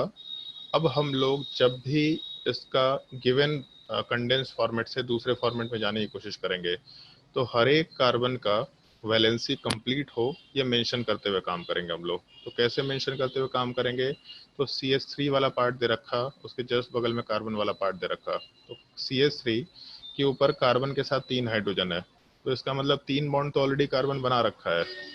अब उसके बाद क्या करें, तो 3 बॉन्ड कार्बन अगर बना रखा है तो कार्बन को केवल चौथा बॉन्ड बनाना है अपने पास, केवल चौथा बॉन्ड। तो इसका मतलब CH3 का कार्बन सिंगल बॉन्ड बनाएगा, और कोई इसके पास ऑप्शन नहीं है, तो सिंगल बॉन्ड कार्बन बना दिए। अब क्या करें, तो इस कार्बन के ऊपर एक हाइड्रोजन दिख रहा, तो यहाँ एक H बनाए। बाकी CH3 अगर ब्रैकेट में दिख रहा, तो यहाँ वाले पार्ट में ब्रैकेट के CH3 को हम लोग इस कार्बन के ऊपर अलग से प्लेस करेंगे, क्योंकि उसको ब्रैकेट में रखा गया है, मतलब उसको एज अ ग्रुप के लिए प्लेस किया गया है। तो यहाँ पे CH के ऊपर CH3 डाल दिया है। उसके बाद अब इसके राइट साइड में फिर कार्बन शुरू हो गया, तो यहाँ कार्बन लिख दिया। कार्बन वाले पार्ट के साथ जब बॉन्ड बनाने के बाद सोचेंगे तो वैलेंसी ध्यान में रखते हुए काम करना है। तो यहाँ जो कार्बन है, इस कार्बन का एक बॉन्ड CH3 के साथ, दूसरा CH3 के साथ, तीसरा हाइड्रोजन के साथ, तो कार्बन के पास 3 बॉन्ड तो बन चुके हैं, मतलब चौथा बॉन्ड बनाना बाकी है, तो चौथा बॉन्ड आराम से बना देते हैं, सबसे पहला चीज। ठीक है, अब क्या होगा कि इस कार्बन का तो टेट्रा वैलेंसी कंप्लीट हो गया, तो जस्ट बगल वाले कार्बन पे गए, और वहाँ पे कितने हाइड्रोजन है, 2, तो यहाँ पे CH2 प्लेस कर दिया। इसके आगे अगर हम लोग स्ट्रक्चर को रिप्रेजेंट करना शुरू करेंगे, और अपना वीडियो ऑन ऑफ कर ले, वीडियो की जरूरत नहीं है यहाँ पे। कृतिका राज कौन है भाई? हाँ, चलो, तो जैसे इसके आगे की बात करते हैं, CH2 प्लेस कर दिया हम लोगों ने, और इस CH2 के बाद हम लोग अगले कार्बन पे जाना चाहते हैं। तो अगले कार्बन पे तो गए, और इससे पहले वाले कार्बन का टेट्रावेलेंसी कंप्लीट किया। तो कार्बन पे कार्बन का एक बॉन्ड था, हाइड्रोजन का 2 बॉन्ड था, मतलब 3 बॉन्ड ऑलरेडी कवर्ड था, एक ही बॉन्ड बनाना है, तो यहाँ एक बॉन्ड बना दिए। अब इसके बाद यहाँ पे एक हाइड्रोजन है, तो उसको भी प्लेस कर दिया, तो यहाँ तक का पार्ट हम लोग का कवर हो चुका है। अब एक चीज देखो यहाँ पे, जैसे इस कार्बन पे CH था, ठीक है, कार्बन वाला पार्ट 2 बॉन्ड बना चुका है। इसके जस्ट बगल वाले कार्बन को अगर प्लेस करें, तो यहाँ वाले पार्ट में अब अगर वैलेंसी को कंप्लीट करना है, तो इस पार्टिकुलर कार्बन पे 2 बॉन्ड्स दिखाई दे रहा है अपने को, केवल 2 बॉन्ड्स दिखाई दे रहा है, बाकी 2 बॉन्ड बाकी है। ठीक है, तो अगर 2 बॉन्ड दिख रहे हैं और 2 बॉन्ड्स बाकी हैं, तो इस केस में हम लोग, रितिका राज अपना ऑडियो म्यूट करके रखो। चलो, तो जैसे इस केस में कार्बन वाले पार्ट पे 2 बॉन्ड दिख रहा है, एक हाइड्रोजन के साथ, एक कार्बन के साथ, तो 2 बॉन्ड बाकी है। तो अगर ग्रुप का 2 बॉन्ड बाकी होगा, तब उस केस में हम लोग आराम से यहाँ पे डबल बॉन्ड का फॉर्मेशन करेंगे ताकि अपना टेट्रावैलेंसी कंप्लीट हो जाए। तो हमेशा टेट्रावैलेंसी दिमाग में रखते हुए स्ट्रक्चर बनाना होता है। हम लोग जब भी स्ट्रक्चर बनाएंगे टेट्रावैलेंसी कंप्लीट होता चला जाए। तो यहाँ वाले पार्ट में कार्बन के ऊपर हाइड्रोजन है, उसके साथ डबल बॉन्ड कार्बन वाला पार्ट दे रखा है, ऐसा लिख दिया। फिर क्या करें हम लोग, तो इस कार्बन के साथ जस्ट बगल में हाइड्रोजन है, तो यहाँ पे एक हाइड्रोजन प्लेस किया। अब क्या है, तो जो अगला कार्बन है इसका 2 बॉन्ड प्लस एक हाइड्रोजन का 3 बॉन्ड, ये कंप्लीट हो चुका। तो एक ही बॉन्ड बनाना बाकी है, तो अपने बगल वाले कार्बन के साथ एक बॉन्ड बनाएगा जिसके ऊपर 3 हाइड्रोजन है। ये स्ट्रक्चर को रिप्रेजेंट करने का एक तरीका होगा जो हम लोग को यूज करना है। तो स्ट्रक्चर कैसा भी दे, उससे हम लोग कार्बन के चेन के स्ट्रक्चर में जा सकते हैं, उससे हम लोग स्ट्रक्चर को आराम से इंटरप्रेट कर सकते हैं। गिवन टेट्रावैलेंसी कवर होते चला जाना चाहिए, पहला चीज, ठीक है। अब क्या करें, तो जैसे मान लो बॉन्ड लाइन स्ट्रक्चर बनाना है, तो बॉन्ड लाइन स्ट्रक्चर बनाते वक्त एक कॉर्नर से शुरू कर सकते हैं हम लोग दूसरे कॉर्नर तक के लिए। तो 1 2 3 4 5 6, 6 कार्बन बनाना है। तो अगर 6 कार्बन बनाना है तो एक पॉइंट से शुरू किया, तो 1 2 3 4 5 6, 6 कार्बन आराम से बना दिया, ठीक है। अब उसके बाद ये जो हम लोगों का 4th कार्बन है और जो 5th कार्बन है, इसके बीच में सिंगल बॉन्ड तो है नहीं, यहाँ तो डबल बॉन्ड है। तो अगर 4th एंड 5th कार्बन के बीच में डबल बॉन्ड है, तो इसका मतलब यहाँ वाले पार्ट में हम लोग आराम से डबल बॉन्ड बना के काम करेंगे। तो ज्यादा कुछ करना नहीं है, उसी बॉन्ड लाइन में एक जगह डबल बॉन्ड बना दो, तो अपना डबल बॉन्ड बन गया। इसके अलावा जो कार्बन नंबर 2 था, इस कार्बन नंबर 2nd कार्बन वाले पार्ट पे एक और CH3 है। तो इसका मतलब इस सेकंड कार्बन पे एक CH3 बनाना है, तो एक लाइन और खींच देंगे हम लोग, तो यहाँ पे एक CH3 वाले पार्ट का कार्बन चेन आराम से कंसिडर किया जा सकता है। तो ये अपने को बॉन्ड लाइन स्ट्रक्चर में रिप्रेजेंट करने का तरीका कंसिडर किया जा सकता है। यहाँ तक में कोई डाउट है तो पूछो, कोई भी डाउट है तो पूछ लो।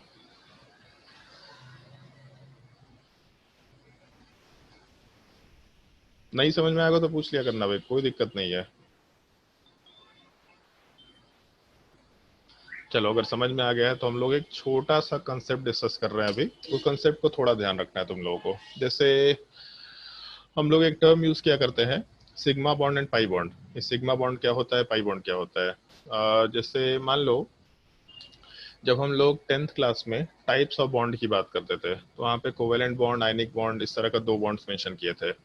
बट जो कोवेलेंट बॉन्ड मेंशन करते हैं, उस कोवेलेंट बॉन्ड वाले पार्ट में भी सबको मालूम है कि जैसे 2 एटम है अगर, तो 2 एटम्स के बीच में एक सिंगल बॉन्ड हो सकता है, या 2 एटम्स के बीच में डबल बॉन्ड हो सकता है, या 2 एटम्स के बीच में ट्रिपल बॉन्ड हो सकता है। अब एटम सेम हो या डिफरेंट हो, इससे कोई दिक्कत नहीं है। मतलब दोनों सेम एटम के बीच में सिंगल बॉन्ड हो सकता है, दोनों सेम एटम के बीच में डबल बॉन्ड हो सकता है, दोनों सेम एटम के बीच में ट्रिपल बॉन्ड हो सकता है। ये सब पॉसिबिलिटीज हैं जिसको हम लोग आराम से कंसिडर करते हुए काम कर सकते हैं। तो अगर सिंगल बॉन्ड, डबल बॉन्ड और ट्रिपल बॉन्ड है, तो आखिर तीनों में क्या डिफरेंस है। तो डिफरेंस बेसिकली ये होता है, हम लोग 2 तरह के कोवेलेंट बॉन्ड की बात करते हैं इन जनरल क्लास 11 तक के लेवल पे, जिसमें एक बॉन्ड को हम लोग सिग्मा बॉन्ड बोलते हैं और दूसरे बॉन्ड को हम लोग पाई बॉन्ड बोला करते हैं। ये नाम ध्यान रखना, सिग्मा बॉन्ड को हम लोग इस साइन से डिनोट करते हैं, सिग्मा बॉन्ड, और दूसरा पाई बॉन्ड वाला पार्ट। तो जैसे अपने पास 2 तरह के बॉन्ड है, सिग्मा बॉन्ड और दूसरा पाई बॉन्ड। तो जो सिग्मा बॉन्ड है, हमेशा इस चीज का ध्यान रखना, 2 एटम्स के बीच में पहला बॉन्ड हमेशा सिग्मा बॉन्ड बनेगा, पहला चीज। और दूसरा, 2 एटम्स के बीच में हमेशा एक ही सिग्मा बॉन्ड बनेगा, ठीक है। मतलब ये दोनों चीजें ध्यान रखनी है। 2 एटम्स के बीच में पहला बॉन्ड हमेशा सिग्मा बॉन्ड बनेगा, और दूसरा 2 एटम्स के बीच में जो हम लोगों का सिग्मा बॉन्ड है वो हमेशा एक ही बन पाएगा, कभी भी 2 सिग्मा बॉन्ड नहीं बनता है। उसका रीजन हम लोग केमिकल बॉन्डिंग में डिस्कस किया करेंगे। तो अगर मान लो पहले स्ट्रक्चर में सिंगल बॉन्ड है, तो एक ही तो बॉन्ड है और पहला बॉन्ड हमेशा सिग्मा बॉन्ड होता है, तो इस केस में यहाँ पे एक सिग्मा बॉन्ड है, ऐसा मेंशन कर सकते हैं। दूसरे वाले केस में 2 बॉन्ड है, डबल बॉन्ड, तो 2 एटम्स के बीच में केवल एक सिग्मा बॉन्ड बनेगा और हमेशा पहला बॉन्ड सिग्मा बॉन्ड ही रहेगा। इसका मतलब यहाँ पे एक सिग्मा बॉन्ड है। और उसके बाद जो सेकेंड और थर्ड बॉन्ड होता है वो पाई बॉन्ड हुआ करता है। तो उस केस में एक सिग्मा बॉन्ड हो गया, उसके बाद फिर हम लोग आराम से एक पाई बॉन्ड कंसिडर कर सकते हैं। तो पहला बॉन्ड हमेशा सिग्मा बॉन्ड हो गया, दूसरा बॉन्ड हमेशा पाई बॉन्ड कंसिडर करके काम कर सकते हैं। तो इस केस में पहला बॉन्ड सिग्मा था, दूसरा बॉन्ड पाई बॉन्ड हो गया। इसके बाद क्या है, तो ट्रिपल बॉन्ड। ट्रिपल बॉन्ड में भी पहला बॉन्ड हमेशा सिग्मा बॉन्ड होगा और दूसरा तीसरा बॉन्ड हमेशा पाई बॉन्ड होगा। इसका मतलब टोटल 2 पाई बॉन्ड्स हैं, जो कि सेकंड वाला भी पाई बॉन्ड है, थर्ड वाला भी पाई बॉन्ड है। तो एक इस चीज का ध्यान रखना, हम लोग 2 तरह के कोवेलेंट बॉन्ड्स की बात करते हैं, जिसमें सिग्मा बॉन्ड होता है, पाई बॉन्ड होता है। 2 एटम्स के बीच में पहला बॉन्ड हमेशा सिग्मा बॉन्ड होता है। 2 एटम्स के बीच में हमेशा पहले के बाद बाकी सारे के सारे बॉन्ड्स पाई बॉन्ड होते हैं। तो जितने भी हम लोग को बॉन्ड्स देखने हैं देख लो, बट पहला बॉन्ड सिग्मा और हमेशा एक ही बॉन्ड सिग्मा बॉन्ड कंसिडर करना होगा। जैसे मान लो एक छोटा सा सवाल अगर कंसिडर करें कि इस कंपाउंड वाले पार्ट में कितने सिग्मा और कितने पाई बॉन्ड्स हैं, तो मान लो ये सवाल कंसिडर करके चल रहे हैं कि इसमें कितने सिग्मा बॉन्ड और कितने पाई बॉन्ड है। तो पहला चीज ये देखना कि डबल बॉन्ड कहाँ कहाँ पे है या ट्रिपल बॉन्ड कहाँ कहाँ पे है। तो जैसे एक चीज दिख रहा कि सबसे पहला जो पार्ट है यहाँ पे एक डबल बॉन्ड है, तो 2 एटम्स के बीच में अगर डबल बॉन्ड दिख रहा तो इसका मतलब वहाँ एक पाई बॉन्ड है, तो एक यहाँ पे पाई बॉन्ड हो गया। उसके अलावा दूसरा डबल बॉन्ड इन दोनों कार्बन्स के बीच में दिख रहा तो यहाँ भी एक पाई बॉन्ड हो गया। तो टोटल मिला करके अपने पास 2 पाई बॉन्ड्स हैं, ऐसा हम लोग कंसिडर कर सकते हैं। टोटल मिला के 2 पाई बॉन्ड्स है। सिग्मा बॉन्ड कितने हैं, तो जब भी कभी 2 एटम्स के बीच में पहला बॉन्ड बनेगा तो एक सिग्मा बॉन्ड बनेगा। मतलब यहाँ जो डबल बॉन्ड है उसमें एक सिग्मा बॉन्ड भी है, ऐसा बोला जा सकता है। उसके आगे कार्बन कार्बन का सिंगल बॉन्ड दिख रहा है, मतलब यहाँ पे सिग्मा बॉन्ड होगा, ऐसा आराम से बोला जा सकता है। फिर वापस से डबल बॉन्ड है, मतलब एक सिग्मा बॉन्ड होगा। फिर सिंगल बॉन्ड है तो एक सिग्मा बॉन्ड होगा। फिर सिंगल बॉन्ड है तो एक सिग्मा बॉन्ड होगा। तो इसका मतलब हम लोग 5 सिग्मा बॉन्ड बोल सकते हैं। लेकिन एक चीज पे ध्यान रखो, यहाँ पे जैसे क्वेश्चन में हम लोग बोल तो रहे हैं कि 5 सिग्मा बॉन्ड है, लेकिन हम लोग तो केवल 5 कार्बन कार्बन को काउंट कर रहे थे। मतलब कार्बन कार्बन के एटम्स देख रहे थे, उसके बीच में सिग्मा बॉन्ड देख रहे थे। हम लोग हाइड्रोजन को तो देखे भी नहीं है।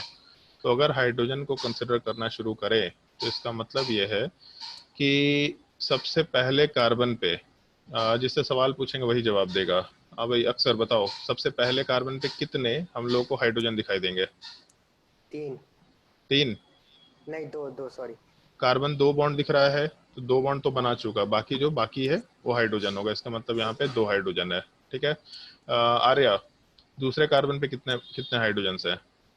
सर 2। 2 पक्का? नहीं नहीं, एक एक। क्या तुम लोग पहले आंसर देते कि नहीं नहीं?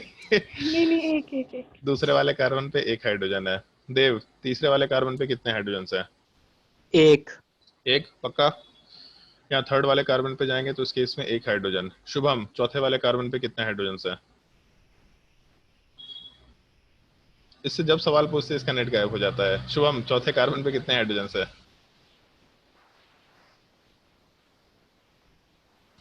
यार आवाज नहीं आ रहा शुभम तुम्हारा। चलो अक्सर तुम ही बताओ, चौथे वाले कार्बन पे कितने हाइड्रोजन है? एक। एक। फिर उसके बाद आर्या, पांचवें वाले पे? 2। और देव, छठे वाले पे? 3। 3। तो हाइड्रोजन तो एक ही बॉन्ड बना सकता है और कोई ऑप्शन नहीं है उसके पास। अगर हाइड्रोजन एक ही बॉन्ड बना सकता है तो वो हमेशा सिग्मा ही बॉन्ड होगा।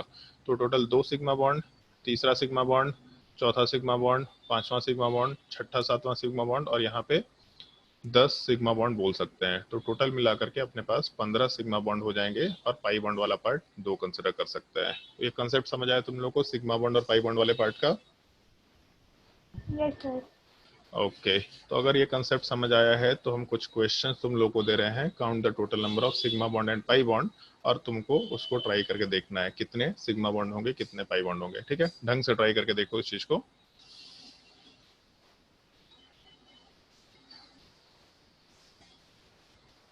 कितने सिग्मा बॉन्ड होंगे कितने पाई बॉन्ड होंगे?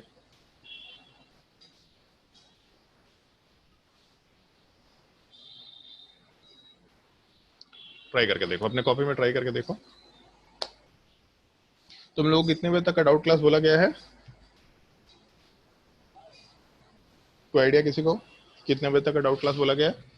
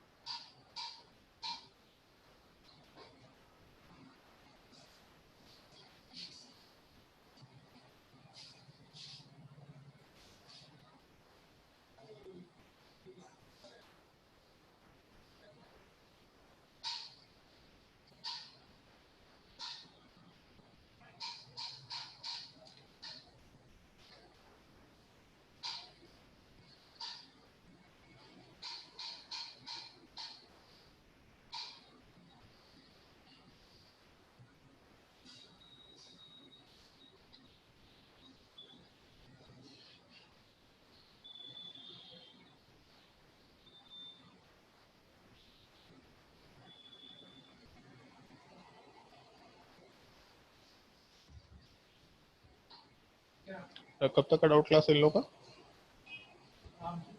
इसके अगला डाउट क्लास कितने बजे से है? अगला डाउट क्लास कितने बजे से है? बोला हुआ है सबको? हाँ तो ठीक है, इन लोगों को 10 मिनट का ब्रेक देना होगा।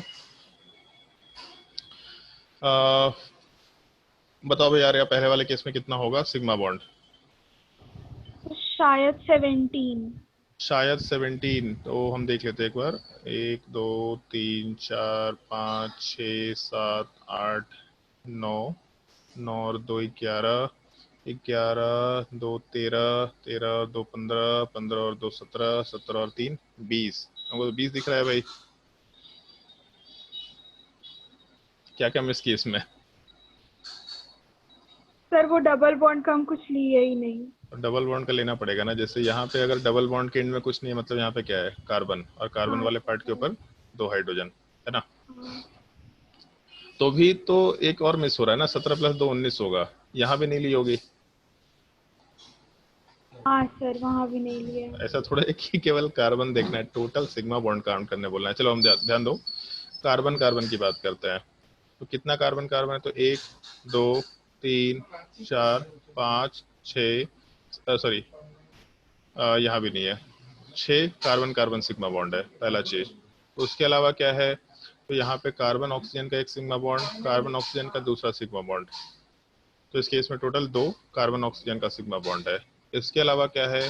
तो कार्बन हाइड्रोजन वाले पार्ट का सिग्मा बॉन्ड, यहाँ 3 हाइड्रोजन, यहाँ 2 हाइड्रोजन, यहाँ 2 हाइड्रोजन। उसके अलावा यहाँ 2 हाइड्रोजन, इधर 2 हाइड्रोजन। इसका मतलब 3 2 5 2 7 2 9 2 11, 11 सिग्मा बॉन्ड है। और उसके बाद हम लोग आराम से ऑक्सीजन हाइड्रोजन भी एक कंसिडर कर सकते हैं। तो टोटल मिलाकर के हम लोग के पास 20 सिग्मा बॉन्ड है, ऐसा कंसिडर किया जा सकता है। ठीक है। उसके अलावा पाई बॉन्ड वाले पार्ट को कंसिडर करें हम लोग, तो क्या करें इसमें? तो इस केस में पाई बॉन्ड वाले पार्ट में एक पाई बॉन्ड यहाँ दिख रहा है और दूसरा पाई बॉन्ड कार्बन ऑक्सीजन का दिख रहा है। इसका मतलब टोटल 2 पाई बॉन्ड्स होंगे। ऐसा हम लोग आराम से काम करके, मतलब कंसिडर करके काम कर सकते हैं। उसके बाद देव बताओ भाई, इसमें कितना आंसर होगा? सेकंड वाले केस में सिग्मा बॉन्ड कितने होंगे? 21 sigma bond 3 pi bond. 21 sigma bond और 3 पाई बॉन्ड। पाई बॉन्ड तो हमको 3 दिख रहा है, इसमें तो कोई दिक्कत नहीं है। पाई बॉन्ड को हम ब्लू कलर से मार्क कर देते हैं। ठीक है। सिग्मा बॉन्ड की अगर बात करें तो 1 सिग्मा बॉन्ड, 2 सिग्मा बॉन्ड, 3 4 5 6 7 8 9। इसका मतलब कार्बन कार्बन का सिग्मा बॉन्ड टोटल 9 के बराबर है। अगर हाइड्रोजन को कंसिडर करें तो इसके इसमें 3 हाइड्रोजन, चौथा हाइड्रोजन, पांचवा हाइड्रोजन, उसके अलावा 6 हाइड्रोजन, 7 8 9 10 11 12। टोटल मिलाकर के कार्बन हाइड्रोजन वाला पार्ट जो है वो 12। अच्छा सॉरी, कार्बन वाला तो लिखे ही नहीं थे हम, कहाँ गया भाई? 1 2 3 4 5 6 7 8 9। तो यहाँ 9 सिग्मा बॉन्ड है। तो 12 और 9 मतलब टोटल 21 सिग्मा बॉन्ड है। ऐसा हम लोग आराम से कंसिडर कर सकते हैं। ये बेसिक पार्ट सबको समझ में आया? इंट्रोडक्शन वाला पार्ट, कैसे स्ट्रक्चर को रिप्रेजेंट कर सकते हैं, बॉन्ड लाइन स्ट्रक्चर क्या होता है, मालूम पड़ा सबको? Yes sir. ओके, तो अभी के लिए हम तुम लोगों को ब्रेक दे रहे हैं। तुम लोग का अभी क्लास, बैकअप क्लास अभी और चलेगा, 15 मिनट के बाद शुरू होगा 1 बजे से। तो उसके बाद फिर हम लोग अगले पार्ट पे जाएंगे जिसमें हम लोग नोमेनक्लेचर वाले पार्ट को डिस्कस करेंगे। नोमेनक्लेचर वाले पार्ट में हम लोग क्या क्या रूल्स का ध्यान रखते हैं, क्योंकि अभी उधर IUPAC नोमेनक्लेचर चल रहा है। तो नोमेनक्लेचर वाले पार्ट का एक बेसिक पार्ट हम लोग डिस्कशन करेंगे ताकि उस क्लास में आराम से आगे आप कंटिन्यू कर पाए। तो ये 15 मिनट का ब्रेक है, फिर 1 बजे से वापस से क्लास का लिंक आएगा, उसमें दोबारा केमिस्ट्री का ही बैकअप क्लास होगा। ठीक है। अभी के लिए क्लास एंड कर रहे हैं, 15 मिनट में वापस से कंटिन्यू करते हैं। किसी को अगर कोई डाउट पूछना है तो पूछ सकता है। सर टेस्ट में कहाँ तक आएगा ऑर्गेनिक केमिस्ट्री? टेस्ट में वही नोमेनक्लेचर के पार्ट तक आएगा, ऑर्गेनिक केमिस्ट्री। तो इन्फॉर्मेशन सिलेबस में तो डाल दिया गया, मतलब जितना सिलेबस पढ़ाई हुआ है ना, जब क्लास करेंगे तो पता चल जाएगा। तो पूरा ऑर्गेनिक केमिस्ट्री वहाँ तक। तो उसमें और भी कुछ चीज़ें हैं, जैसे डिग्री ऑफ अनसैचुरेशन, ये सारी चीज़ें डिस्कस करना है तुम लोगों के साथ। तो देख लेंगे एक बार चीज़ को। ठीक है। चलो फिर वापस से लिंक आएगा, क्लास ज्वाइन कर लेना और टाइम पे ज्वाइन करना, लेट मत करना।